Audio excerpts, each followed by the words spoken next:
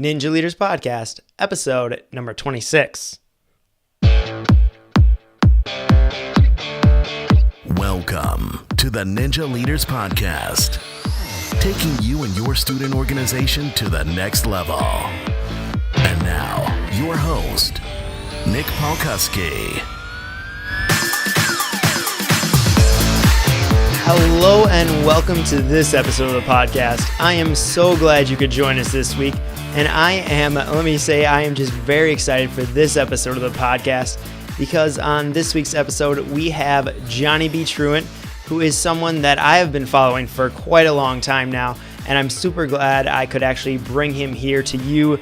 He is someone that I constantly listen to and follow for information on how to be more productive in my life, in the work that I do.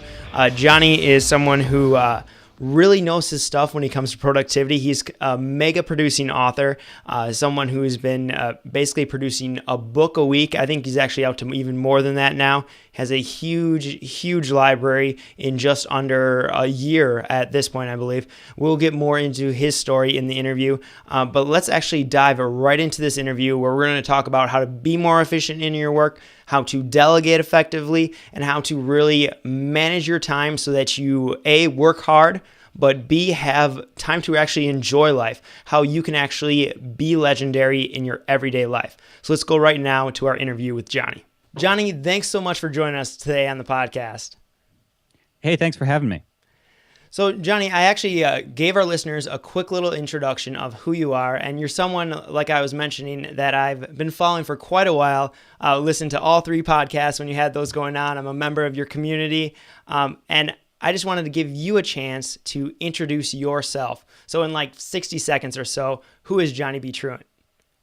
Right now, it's most appropriate to say that I'm sort of a mega producing author, not necessarily mega successful yet, but mega producing author and podcaster. And that's really kind of all I've retained other than, like you said, the community that I have where I continue to serve those people. But I leapfrog around, and that's where I am currently. Oh, well, and I, like I said, I definitely want to talk a lot about you because you are very productive. You get so much done. It's just incredible.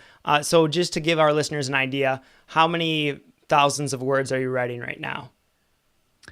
My target is around 35 to 40,000 words per week. So your average sort of smallish genre novel is probably twice that. So I would say that ends up being the first draft of a book every 2 weeks. And I have a partner that I collaborate with, Sean Platt. And so between the two of us, we can crank them out pretty quick. Yeah, definitely. I definitely want to jump into more of that, but I always love to start these podcasts out with a success quote. And I know you have a great one for us. So Johnny, what is your favorite success quote? Thomas Edison said, "There is no substitute for hard work." And there are a billion different facets to that I could go off on, but it really boils down every bit of advice that we have is some variant on that. Me, the other people that I do with the podcast with, when I was doing my podcast with Joel Runyon, who's a lot like I am in this stuff, it always ends up coming down to you need to work harder. You need to work smarter too, but a lot of people expect things to be easier than they are. And the sort of the bad news and the good news is that it usually isn't that simple. There's no overnight success. There was another one that was something like overnight success is really just, I don't know. You don't see all the work that goes into it, basically. Yeah, it's like 10 years in the making, basically, kind of thing.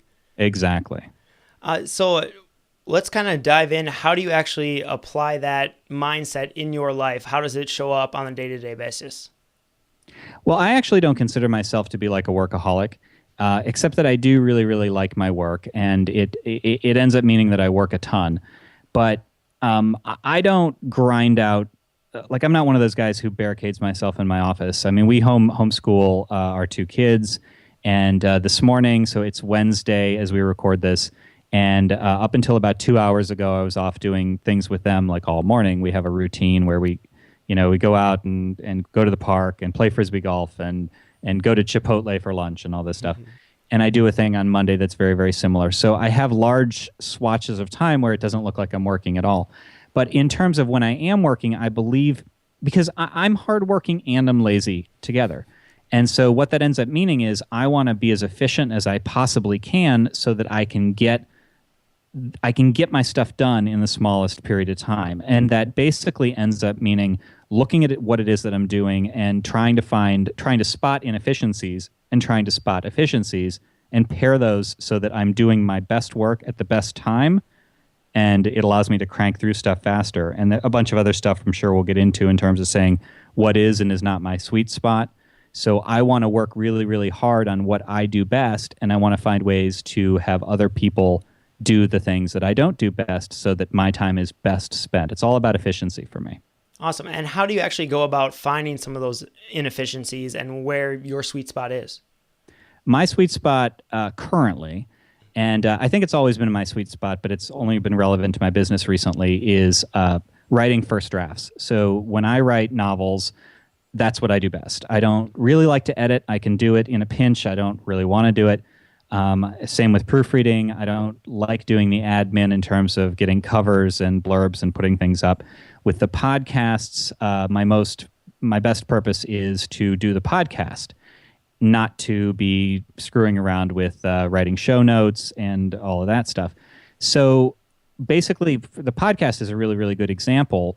If we do a 1 hour self-publishing podcast session, then it takes me about an hour and 5 minutes total for that, because I pull the show off my the little SD card on my recorder, and I run it through a leveler, and I put it in Dropbox, and my assistant handles all the rest. She posts it and all that stuff. And with my writing, it means that in works where I'm collaborative, which is most of them at this point because that's so efficient, I do the rough drafts and I send them off to Sean, and he polishes them up. He gets the editor and he does all of that stuff. So I'm doing the most of what I can do best fast, and it ends up meaning that I don't have to put in a ton of hours to produce a ton of stuff. That's awesome. So how do you go about actually figuring out how to delegate some of this stuff? Because a lot of our people who are listening, like I mentioned, are student leaders. So they are, in that officer position, kind of running an organization. And a lot of them have challenges with this delegating, with handing things off, with just working in their where they're most efficient. Everyone seems to want to take on all of it and kind of control everything from the beginning to the end. But how did you actually go about handing some of those stuff off and making sure that they stay at a high quality level? Yeah, that's a big question. So keep poking me on this because there's a lot of sides to this. First of all, it was very difficult, the idea to hand things off, because I don't consider myself to be like a control freak.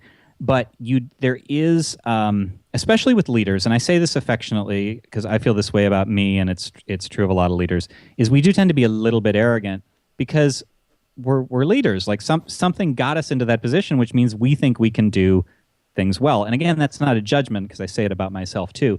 But that also means that a lot of us tend to think that we're the only people who can do these things. And things are just going to fall apart if somebody else does them for you. And so in my position, I was hiring somebody. I know a lot of student leaders aren't going to be in that position. But if you're delegating like to teammates or something like that, then I think the key thing to remember is that delegate doesn't mean hand off. It means to assign something, and then because you're a leader, you have to then follow up and see how it was done, and you have to make sure and check all the check boxes. And you can have more control, more checking back in, more micromanaging in air quotes than in the early stages to satisfy your own worries that things won't get done right. And as you continue to go, you'll start to trust them more and more. So, for example, all of our stuff gets an edit from a hired editor that we pay an editor. Not everything, but most things. And at the beginning, I don't trust, I'm very picky about my written voice and my sentence structure. So I would go back through those and be like, okay, well, I'd kind of like this to be different, but I'm going to let go. Okay, well, whatever.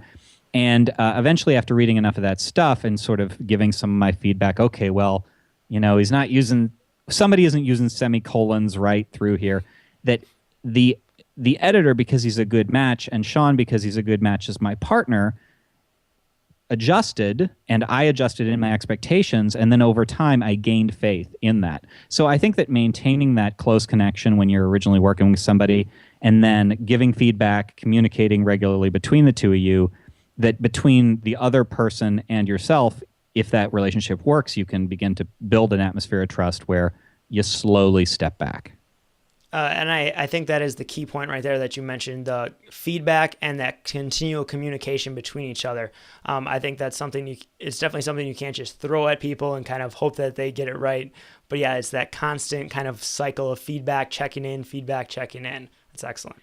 And the other thing too to keep in mind is that a lot of people do expect, and I still run into this with various things, you expect things to go right the first time. And I think you need to bake in the idea in a lot of things that there are going to be times when things aren't going to work right. And working with somebody in a delegation situation is no exception. And so if I give my assistant something new, chances are she's not going to do it the way I want it the first time. But rather than saying, well, she didn't do that right, so I can't delegate that, you make small adjustments. So you do the everyday legendary thing. Like, that's the thing, is small adjustments, not expecting to get everything right away. You just want to improve. And that's true of any collaboration as well. Yeah, and I mean, that's something that I'm learning right now, or that I'm being reminded of right now, because I just hired an assistant to start working for me, and it's definitely in that process where the first thing I basically handed her, she didn't quite get exactly right. And most of it is on my fault, because I didn't spend enough time making sure that she understood exactly what I was saying, exactly what I was communicating. But it was definitely kind of that frustration piece of like, oh, it'd just be easier for me to do it all. And you got to resist that temptation. I totally know what you're saying. Like, oh, it's just faster to do it myself. You got to understand that you're building a system. Mm-hmm. That's excellent. And I want to talk a little bit more about some of the systems that you have created. But first, you quickly mentioned the Everyday Legendary. And let's kind of dive into that for our listeners, because they probably don't know that you wrote a manifesto of how to be legendary, and you run this community, Everyday Legendary, both two things that I highly recommend for people. So what does it mean to you to actually be Everyday Legendary? What does that mean to you? You know, people kind of made fun of me for that at the beginning, because they were like, well, I want to be legendary every day. Well, the idea was supposed to be that it was a progressive thing, that it was, you can't expect to gain, and I purposely use the idea of legendary because it's tongue in cheek. Like, I don't think that I'm a legendary person in capital L, but or anybody, but that's a journey, is what you need to understand, is that it's something that happens a little bit every day. And that's because there's so many people, and it's really infuriating, or frustrating, I guess is a better word, that so many people have been trained to expect that things are going to change automatically. So when writers talk to us on the Self-Publishing Podcast, sometimes it's just like, well, you know, I've written 3 books and I'm not making a living from this yet. Yeah, sorry, you got to keep going. And that's true of everything, is the idea of a slow progressive change. As long as you're moving forward, you're doing things right. And it's sort of the unpleasant truth that it may take, you know, a few years to realize your dreams. I'm sorry, it isn't usually something that can happen overnight. And that's basically the idea behind it. Yeah, let's actually dive into that a little bit more on the personal level, if you don't mind. What has kind of been your journey towards your Everyday Legendary? You know, because I know you didn't start out as a fiction writer. What kind of has been that transition? What does it kind of look like? Maybe a few of the pitfalls that you faced along the way, or the challenges that you're still facing? Yeah. Okay. So I don't really believe in. I believe in mistakes, but I don't necessarily. So sometimes people will say, "Well, what would you do differently? Like, what would you go back in time and do differently?" And I never know how to answer that question, because where I am, and this is kind of Zen, right? Like, where I am today is a result of where I came from in the past. So to give you the short version, and there is a long version, I wrote a book it's almost 13 years ago now, and promptly stuck it in a closet after being rejected by like 50 agents, because Kindle and all these things, the ebook revolution wasn't here yet. And the only way to publish a book was to pitch agents, or to do a vanity press and end up with a garage full of books. So which you'd have to sell out of the trunk of your car. So I let it go. And I wanted to write, and I've always wanted to be a fiction author, but it just didn't make sense. So I ended up being a website developer for a time just because it was a skill set that I had. And I just kind of took jobs as they came. I've always been an entrepreneur. I've never really worked for anybody. But I was a writer, and so when freelance writing opportunities came up, I would take them. And they weren't exciting, but I would take them, and they were fine, and they paid well. And when I realized I could blog, then I moved into that. And I was like, okay, well, blogging, I'm still using writing, but now I can use it to sell anything. Like now I can use it to have a business that has to do with originally setting up blogs, which was a transition. You talk about slow transitions. I was doing websites, so doing blogs, but now I'm doing it via blogging. So I was blogging about things that had nothing to do with setting up websites. But by the way, I also set up websites. And when that started to do well, people said, how did you do that? And so I started teaching and doing business coaching. Again, another sort of small transition that was based around my writing at its heart. Like that's how I connected with people, was through my emails and through my blog posts.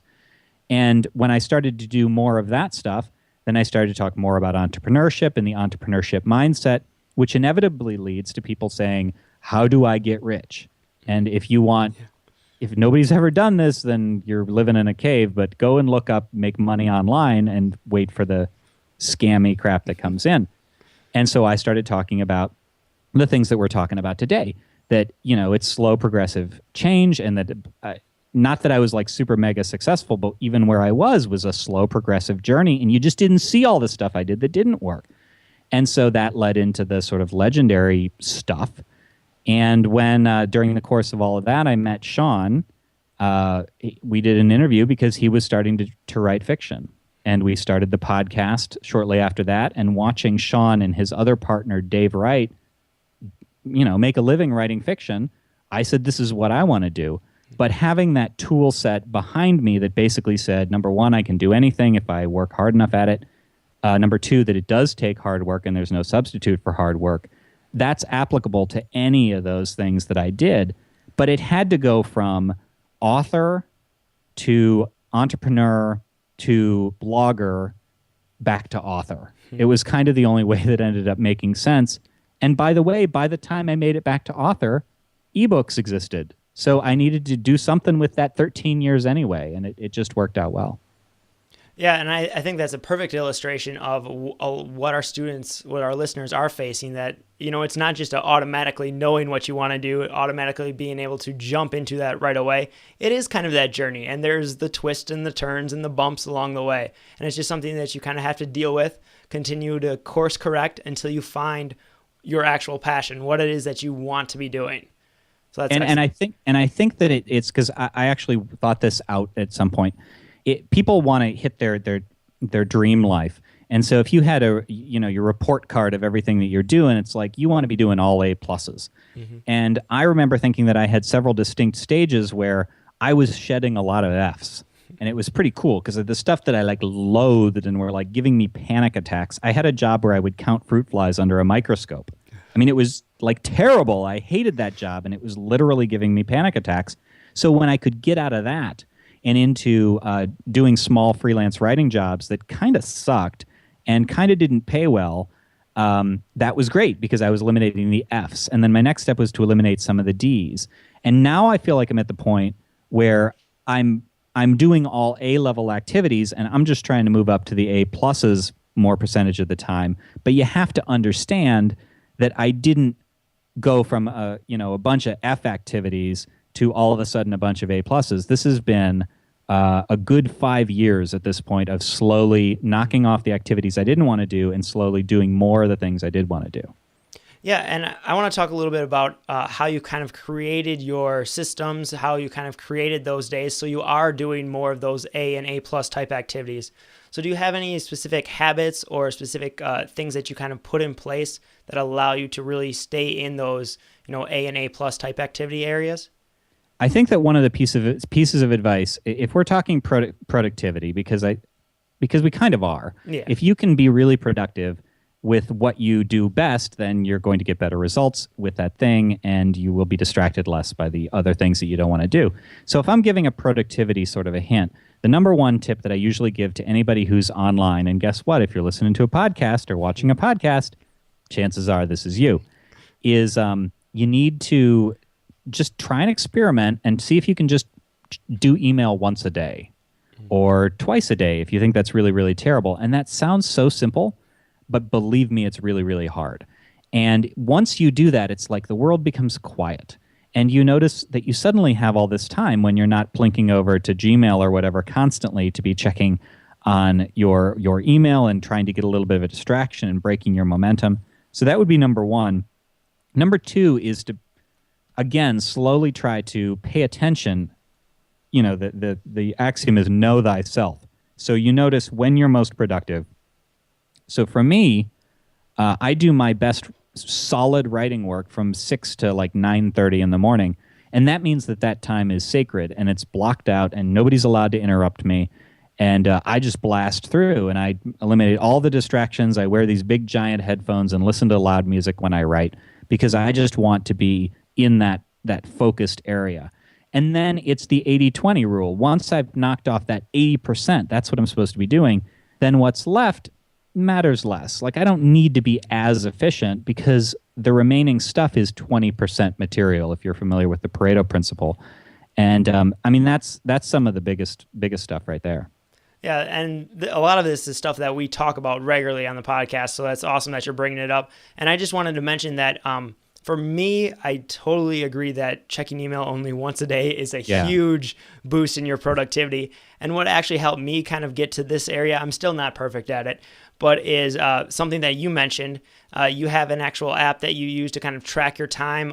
I believe it's Office Time. Is that what it's called? That's the one that I use, yeah. Yeah, I use the exact same one, but it got to the point where every time I check email, I make sure that, okay, I first have to record this on my Office Time app. And just knowing the fact that I'm going to actually have to go back in and hit record on the Office Time app, like, stops me. It's enough of a barrier to kind of make me stop and think about it before actually going to check that email. So that's been a huge help for me in just this area. Yeah, actually, I think visibility is huge. So when I first started using Office Time, and again, this is like a $10 app on the App Store, Apple anyway, and I recorded everything. So I recorded when I was working in all of my different categories, and I recorded when I was going to the gym and when I was hanging out with my kids, and I tracked everything between the time that I start working, which is 6 a.m., and the time past which I don't work, which is 6 p.m. So I don't work for 12 hours solid, but I don't work past it. And I would record everything during that time. And it sounds anal, but it wasn't like I was scheduling time to play with my kids. I just wanted to know that I was doing it. And so then when I had done that for a week, I could look at my time and say, okay, well, here's where I spent my time. Because people don't often realize where they're spending their time. And when you see, wow, I just spent 3 hours a day checking email and social networks, that's kind of a problem. Maybe you can be more efficient there. Yeah, and I think that's perfect. Just knowing yourself, knowing where all your time is going. It's just like creating, it's just simply tracking that because what you don't measure, you can't manage. Like the old phrase goes. So I think it's so important to do that. Absolutely.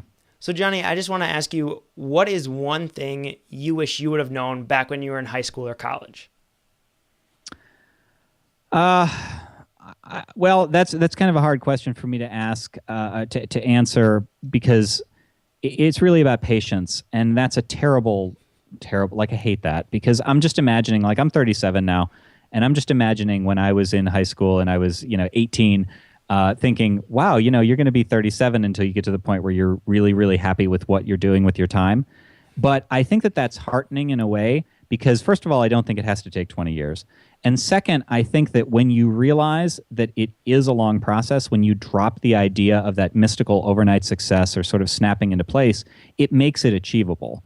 So when somebody says, I'm going to make $1 million next year, it's like that's kind of a really cool pie in the sky goal. But at the same time, most people don't really believe it deep down, and so they don't achieve it. It's just like maybe I'll win the lottery or something. Mm-hmm. But when you realize that that this is a realistic process that you can slowly improve over time, then it becomes real. So I guess just keep improving and you will get there is a message that I could have used in my impetuous years, but I also realize how much that stinks to hear sometimes. It does. I'm not gonna lie, but it's the truth. I mean, it's like you said, it's the little everyday steps. That constant improvement, till you start getting the snowball starts growing bigger and bigger as it's going down the hill, kind of thing. Relentless attention to, so the Japanese call it Kaizen. Tony Robbins calls it Kenai because he needs his own acronym, constant, never-ending improvement. And once you see that, then it's like most people don't work that way. And when you realize that, okay, I am where I am and I'm going to improve one little tiny thing, and then the next day I'm going to improve one little tiny thing, where I am right now is really awesome. I would like more money. But right now, I'm where I am is really awesome, and where I was 5 years ago was terrible. Like I was, I had no money. I was losing thousands of dollars a month that I didn't have, and it was going on my home equity line. I was having panic attacks. My wife and I couldn't sleep. And so where I am, I get to play I get to play during the day. I get to create stories, and I get to have fun with my friends. And it's awesome, but it took years. So you understand that, but you will get there if you keep working. That's awesome. And Johnny, we're about out of time, but I want to ask you one final question before we go. But first, if our listeners want to find any more information out about you, about what you're doing, where's the best place for them to connect with you? I can give you two answers. So my site is johnnybtruant.com, Truant. But as I was telling you beforehand, I'm really kind of phoning it in there anymore. And what's much more active are my podcasts and my publishing site. So the self-publishing podcast, if you're at all interested in any sort of writing or creative activity. And our publishing is realmandsands.com. And I'll be sure to include links to all that stuff in the show notes, which can be found at nickpalkowski.com/026 for episode 26. Awesome. Thank you. Yeah. The last question I want to just ask you is, right now when this podcast is being launched, it'll be kind of the end of September. And, it's just starting to kick into high gear for all those students out there. Things are starting to get crazy with semester tests and everything, kind of midterms all coming together at this one time. So do you have any one final piece or biggest piece of advice for those students in kind of handling the chaos that's going to be happening? Handling the chaos. Well, I suppose you could say you do it one piece at a time. Everybody's college experience or high school experience is different. I thought it was awesome, and I wasn't like a party guy at all. So people who say college was amazing and they were going nuts, that wasn't me. I was very sedate and boring, and contrary to my popular, persona. But I guess I would just say that it really is an explosive time of growth. It's a time to meet people that will ultimately, affect the trajectory of your life. Like if I look back, some of the people that I was in college with were used as inspiration for characters in one of my books. And that it is chaotic, and all you can do if you find it chaotic in a negative way is to begin sort of, in the stepwise approach to begin picking off those things one at a time. How do you get from here to there? Well, one step at a time. And then the second is just to kind of be like, I guess just appreciate it. I'm big on appreciating things for what they are and understanding what you're doing today and how it may grow. Optimism, maybe, is to look and say, look at all the things I'm doing now. Look at the seeds that I'm planting for later. That sounds like a really Pollyanna answer, but it's true. I completely agree. So, Johnny, thank you so much for joining us on this episode of the podcast. Fantastic. Thanks for having me, Nick. I really enjoy interviews like this. I love talking about productivity, how you can actually get the most out of your day, out of your life, how you can actually take yourself to the next level and really be legendary, like Johnny says. This is really one of my favorite topics, and I was so glad that Johnny was able to do an interview with us. Hopefully you got lots of great information out of this as well. It's a continual process. It's something that you need to be working on. Like Johnny was saying, it's not something that happens overnight. It's about slow progressions.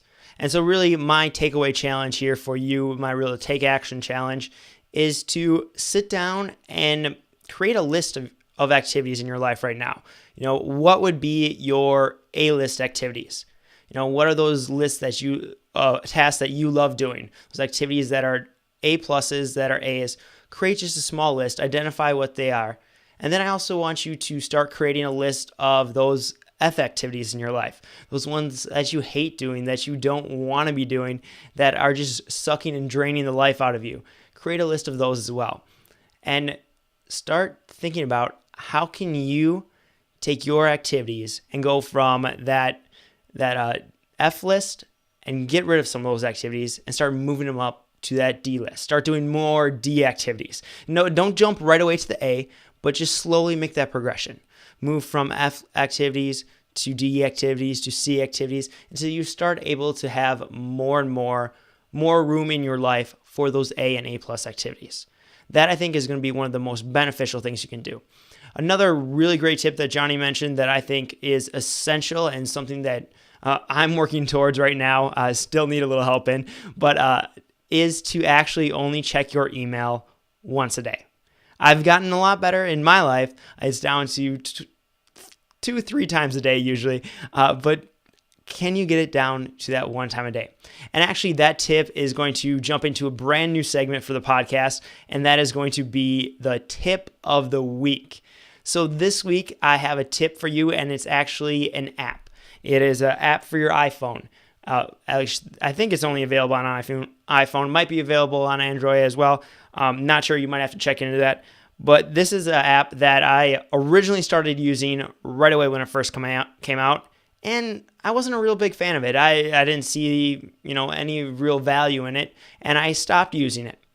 Well, then I was listening to a special episode of the Beyond the To-Do List podcast where the time management ninja mentioned this app, and I was really glad he did because I started using it again, and I absolutely love it. It's been great for helping me manage my email, especially now that I'm getting tons of email requests that I have to actually take care of. They're not just, nice to look at type emails. These are actual requests of things that need to happen either today or in a relatively short amount of time. And that app is the Mailbox app. And what it is basically, it's an app that connects to your Gmail account. And it's a way to help manage your inbox. And the reason I really like this app is because the user interface is just super easy. One slide and you can archive it, or you can switch and you can set it to go to a special place, a special spot. Like I always like to save emails that I know I might need to reference later, like for example, workshop requests, things like that. I like to save them in my processed email list. So I'll save them in that list. Or as you can see, it also comes up with to read, a to watch, to buy list. But I always like to use that to process that processed email list. But what I really like about this feature is if one quick little slide to the left here, and up pops some ways to delay the email, basically. So I can set it to either have this email show back up in my inbox later today, this evening, tomorrow, this weekend, next week, in a month, someday, or I can actually pick a special day that I want this email to show back up. I love this feature. It's something that I use all the time, and it's something that I'm strongly going to suggest that you check into this app and see if you can figure out a way to make your email work more efficient and more effective so that you're not constantly checking email every single day. Well, that has been this episode of the podcast. You can find all the show notes at nickpalkowski.com/026. And before we head out, I just have a couple special announcements. First, I just redid my speaking page on my website, and I'm super excited about it. Kind of redesigned it so that it is easier for event planners. So if you want to check it out, go to nickpalkowski.com/speaking, and you can find the email, or you can see the new redesigned page there. Find out all the information about bringing me in to speak to your school or your organization. Second announcement, next week on the podcast, we are going to have a good friend of mine, Paul Moya, who is a leadership speaker and the former president of the National FFA organization. So we're going to talk a lot about student organizations and what he learned as being the leader of one of the largest student organizations in the country. So be sure to tune in next week. So until next time, go out and take action.